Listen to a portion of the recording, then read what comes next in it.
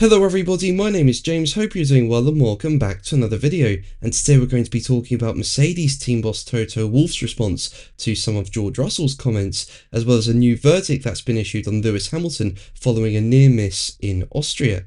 If you enjoy the video, make sure to leave a like and subscribe for more Formula 1 content. Also make sure to follow me on X at James's Pit Lane, I'll leave a link in the description, but let's jump straight into the video. So let's start with what's going on at Mercedes. As we know, George Russell is yet to sign a new contract for 2026 and beyond, with his current Mercedes contract running out at the end of this year. And given how well Russell is performing, it's been a surprise that it's taken so long. Now, before the Austrian Grand Prix weekend, Russell repeatedly played down the significance of a deal having not been agreed yet. But in Austria, Russell gave the firmest clue yet that his team has been reconnecting with Max Verstappen's camp, having failed to sign the four-time world champion in the past. Russell said, as quoted by Sky F1, "From my side, I don't think I've got anything to really worry about. I think as a team, it depends where you put your aspirations.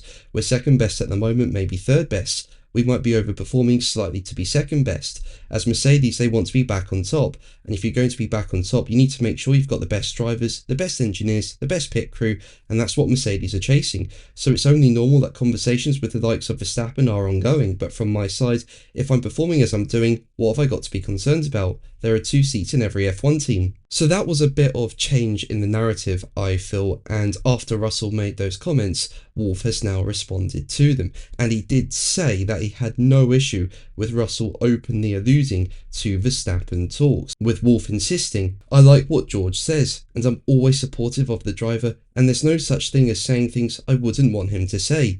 I think we're very transparent in the team of what we do, what we plan, and we've been like that since I was being put in charge of that, so that's not the issue.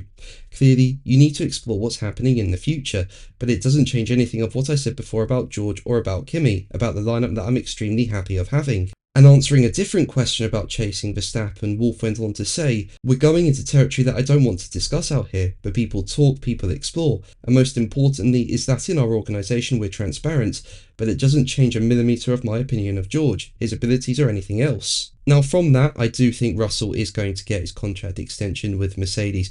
I think based on what Wolff is saying, it looks like Mercedes is thinking about the long term and maybe having Verstappen in future years to come, but right now I think maybe he is happy with having Russell and Antonelli, and as a result I could see Russell getting a contract extension.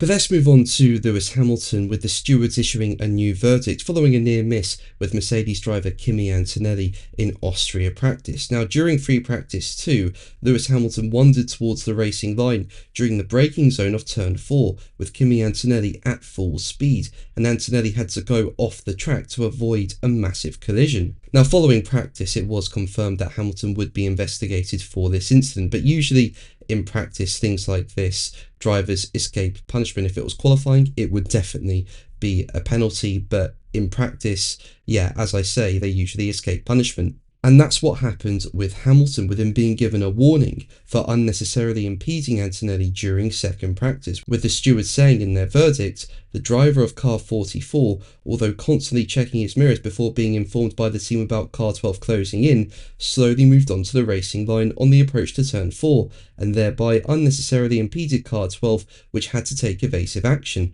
The driver of car 44 apologised directly after realising his mistake. The stewards determined that, despite the more lenient approach to impeding in free practice, the impeding was unnecessary and that a warning to the driver is warranted." But that's going to be the video from me today. Thank you ever so much for watching. Make sure to like and subscribe for more videos, and until the next one, take care.